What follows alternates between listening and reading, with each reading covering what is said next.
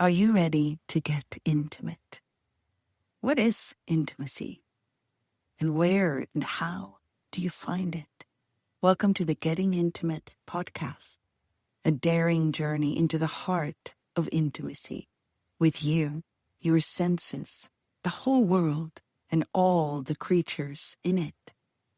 Intimacy can be a pretty wild ride, filled with both longing and apprehension. But what if the vulnerability of intimacy isn't something to be avoided, but celebrated? What if getting intimate is the key to finally coming alive? Discover more with guests from all walks of life and your host, Katarina. Welcome to this new episode of Getting Intimate podcast. And today we're getting intimate with courage and fear and compassion. And as our guide, I've invited Torbjörn Hellmouth, who is a Swedish speaker, trainer, and founder of something called WOLI, the International Compassion Foundation. So welcome, Torbjörn. Thank you very much. So you have this background as a leader both within the Swedish military and the Swedish police force. What is the connection to the work you're doing now, and how did that lead you here?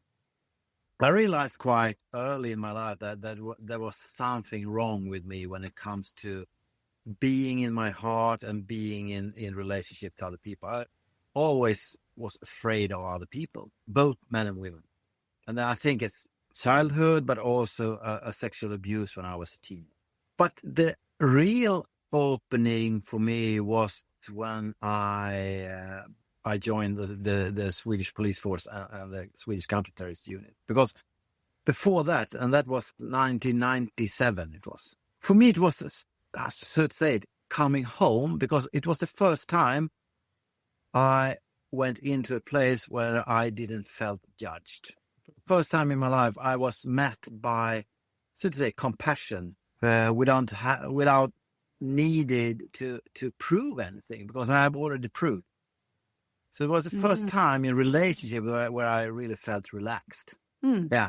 So when you talked before about, your relationship with different people, and you said you were afraid both of having a relationship with women and with men, what's the difference in this particular setting where you had that team? Like, why weren't you afraid anymore? What changed? I was met without judge.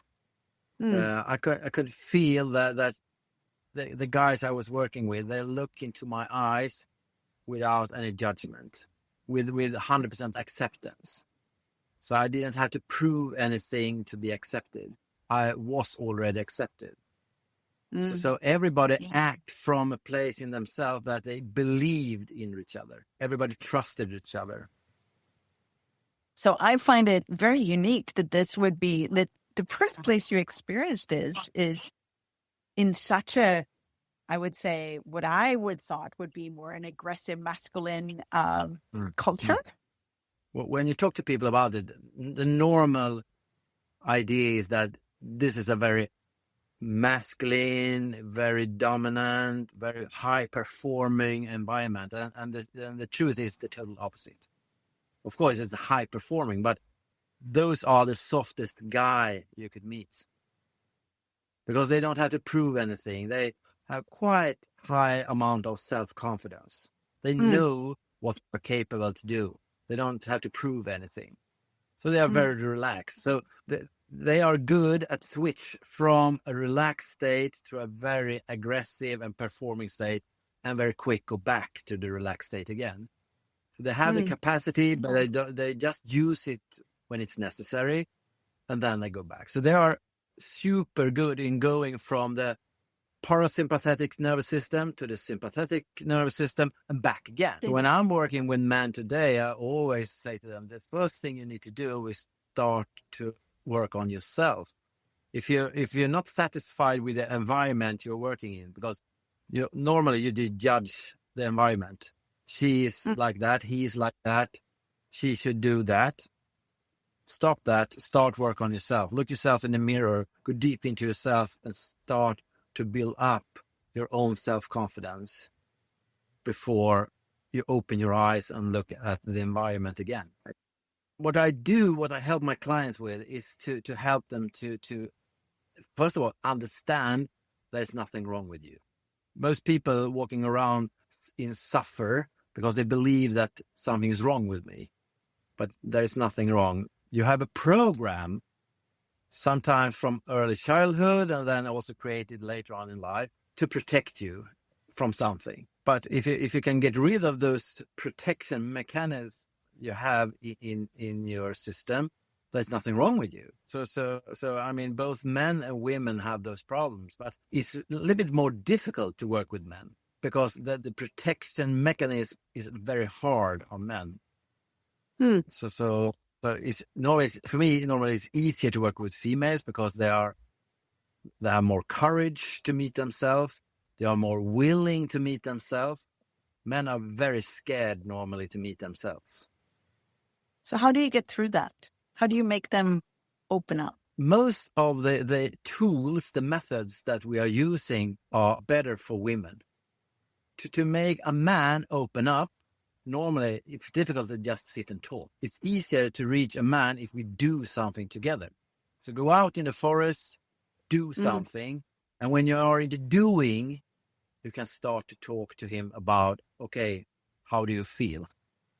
What is going on in your life? But just sit down and talk to him, it can create a lot of fear in a man because it's so vulnerable to talk about what is going on. Most men don't have the safety in the system to be able to do that. So it's interesting because when you found your people in this particular Swedish police unit, you were doing things together. You were being together. You were creating together. So it created that particular space. And when men do things together, that creates some sort of trust. And when men feel trust, they are more willing to open up slowly. So you've created this together with Nicholas Notini-Berlin. I think I'm saying that correct. Yeah. You created this organization called WOLI, which is Words of Love International. So what is that about, and how is that connected to what we talked about now? Yeah, primarily it's about helping and inspiring men to open up for connection with themselves. But also to not be judgmental to yourself, because we talk about compassion, but we also talk about self-compassion. And the self-compassion is the compassion for yourself to understand that this is difficult. I'm 56 years old. I've been working on myself for many years, but I'm still judging. I'm still afraid. I still have fear in my body, and that is okay. So feel compassion for yourself that I'm not perfect, and that is okay. Because it's so easy to start judge yourself, and when you start judge yourself, you stop doing the work.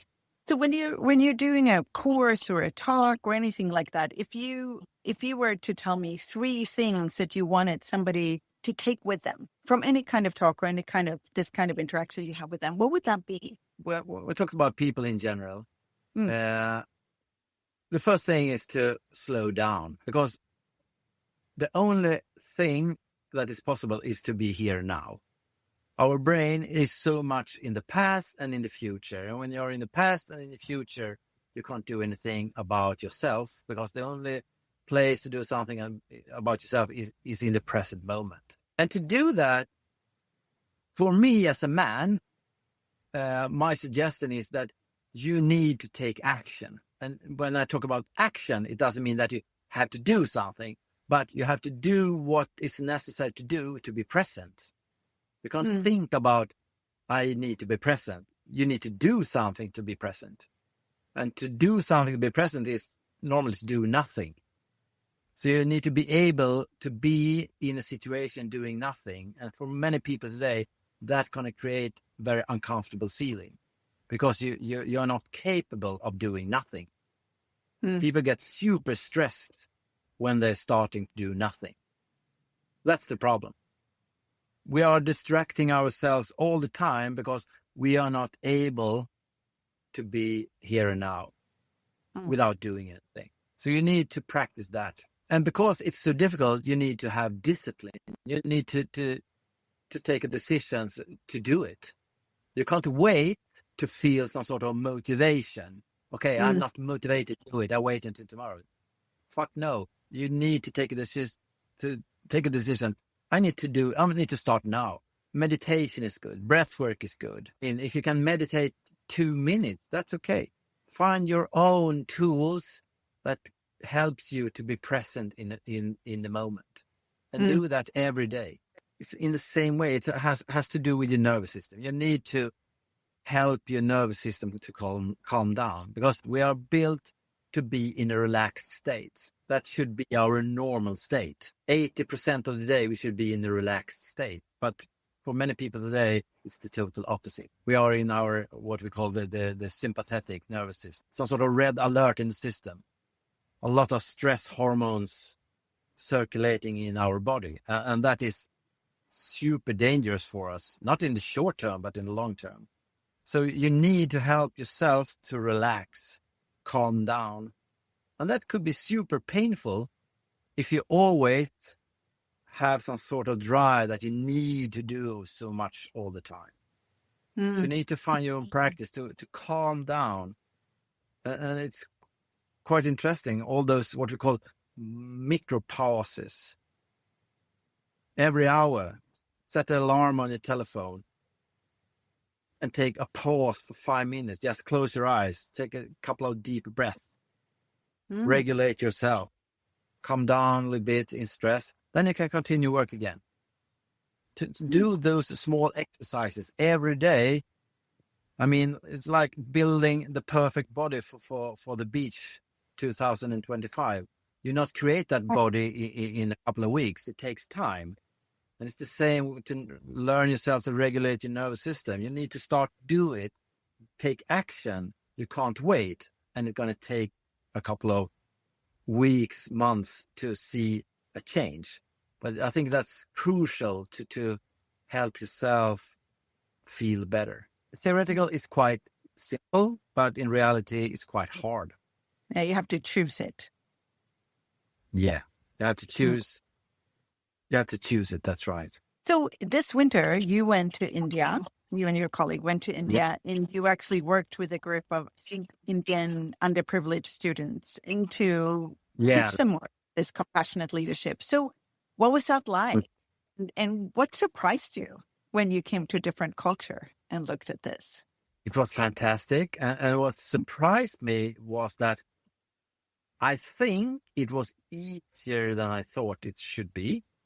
And I think the Indian culture, especially in Calcutta, is more open to what we were talking about compared to coming to the Swedish Stockholm School of Economics or something like that, or Stockholm University or Lund's University. I think the Western culture are more fear-based driven, so to say. I found them much more in their heart, actually. So and that surprised me, because a lot of people are suffering in Calcutta.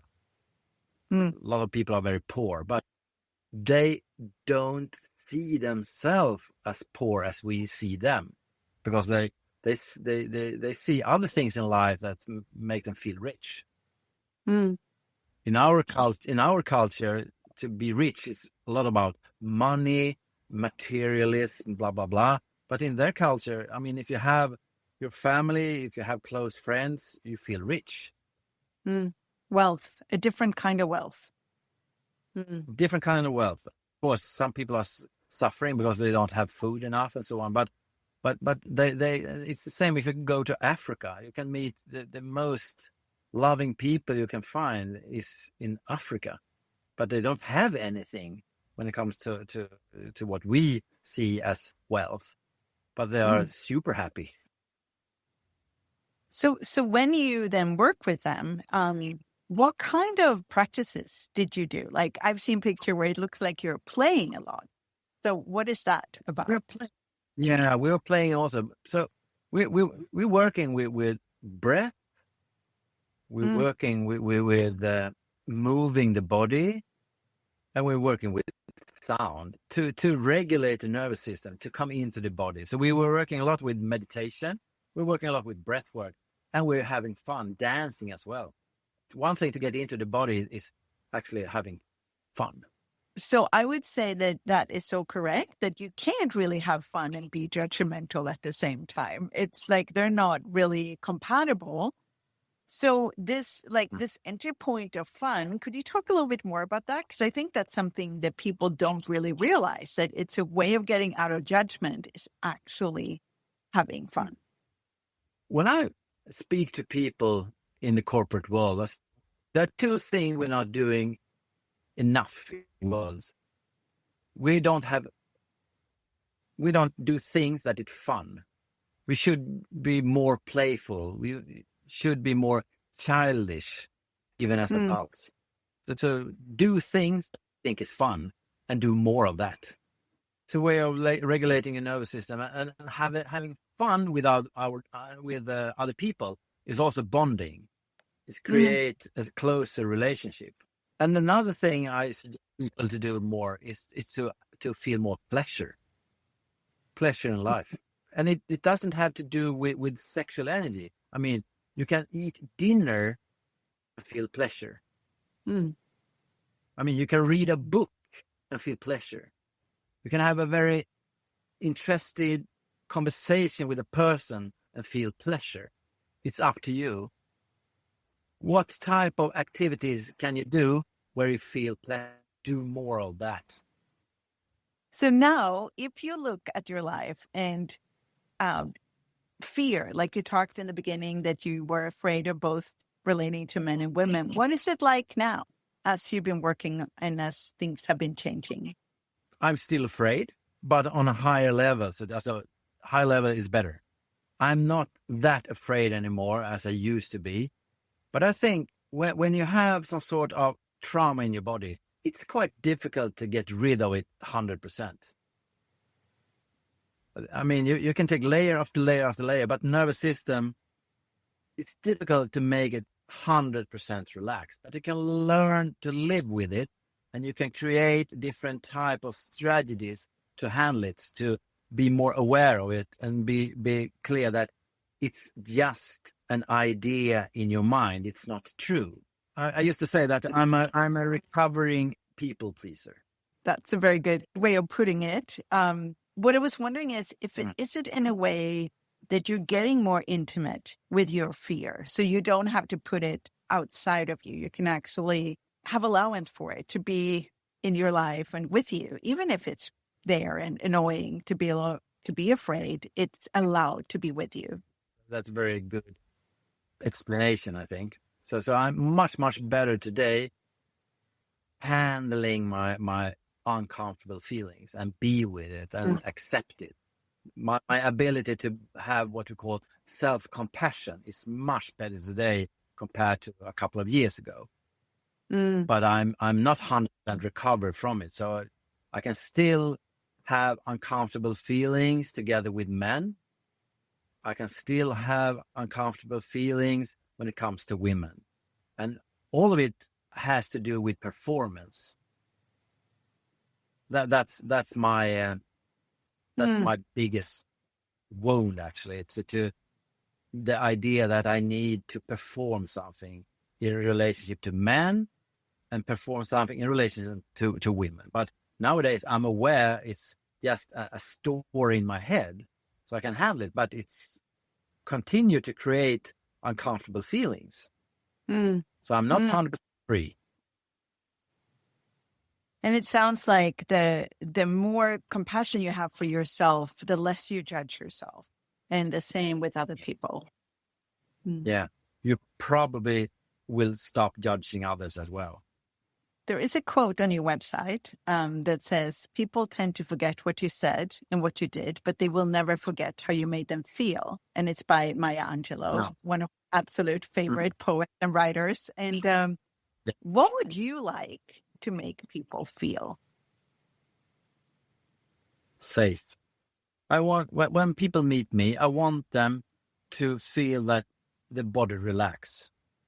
That they feel that they are met by me without judgment. That they can feel that with this man, I can be 100% myself. That's beautiful. Yeah. So if you look at compassion and your work, what would you say like your bigger goal is for the world, if you have one? The bigger goal is to create a new world who is not built on fear. From my point of view, what has brought us to where we are right now is fear. The lack that the present moment is not enough. Mm. I mean, we have a part in our brain who is greedy. Like we are not satisfied with what we have. We want more and more and more. And if we can create a world where we accept that we have enough, I don't need anything. I can go deeper where I am right now. I don't need to go further on. I think that's a fantastic world when we start to reconnect to each other again. Because the problem is today is that we are disconnected. People think it's difficult to connect to other people. It's uncomfortable to connect to other people. We are afraid of connecting to other people. And this disconnection is the biggest problem, I think, because then you're disconnected from your heart as well. So if we can help people to reconnect to themselves, reconnect to each other, then we will see a huge change. And I think that's a great place to end too, because that's a perfect message to anyone listening to this. Nice. Thank you so much for coming on and exploring all the way from Säffle, Sweden. Thank you. Nice to be here with you. Thank you for the invitation.